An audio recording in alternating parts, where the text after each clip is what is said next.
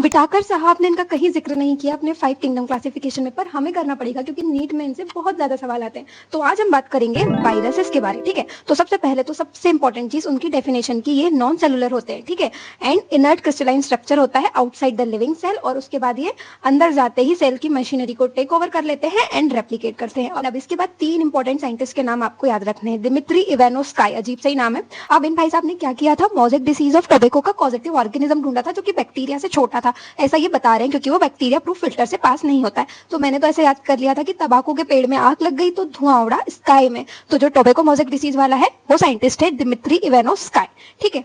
उसके बाद 2 साइंटिस्ट आते हैं जो एक दूसरे से अपोजिट हैं। कैसे? एक है एमडब्ल्यू और एक है डब्ल्यूएम, ठीक है। तो पहले है एमडब्ल्यू बिजेरनिक जिन्होंने कंटेजियम वाइवम फ्लूइडम की टर्म दी थी, एंड दूसरे हैं डब्ल्यूएम स्टेनले जिन्होंने वायरस को क्रिस्टलाइज किया था। तो देखो स्टेनिंग करते हैं तो क्रिस्टल्स यूज करते हैं, ऐसे करके मैंने इनको याद कर लिया था। और तीनों के ही ईयर्स बहुत इंपॉर्टेंट है, तो ये भी आप याद कर लेना। उसके बाद एक बहुत ही controversial line, no virus contain both RNA and DNA, but आपको एज इट इज याद रखनी है। अब देखो इन्होंने बताया था इन जनरल, मतलब कि जो वायरसेस प्लांट को इन्फेक्ट करते हैं उनमें सिंगल स्ट्रैंडेड आरएनए होता है, ठीक है। जो एनिमल को करते हैं या तो उनमें सिंगल और डबल स्ट्रैंडेड आरएनए होता है या फिर डबल स्ट्रैंडेड डीएनए होता है। उसके बाद जो बैक्टीरियोफेज होते हैं, मतलब जो वायरस बैक्टीरिया को इन्फेक्ट करते हैं, उनके पास डबल स्ट्रैंडेड डीएनए होता है।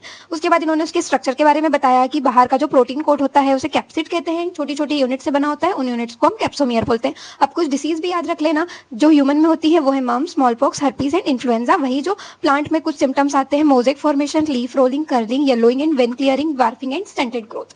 तो ये चीजें अपनी एनसीईआरटी में अच्छे से मार्क कर लो। अगले वीडियो में और भी इंपॉर्टेंट चीजें एंड ट्रिक्स बताऊंगी, और वो मिस ना हो तो जल्दी से मुझे फॉलो कर लो।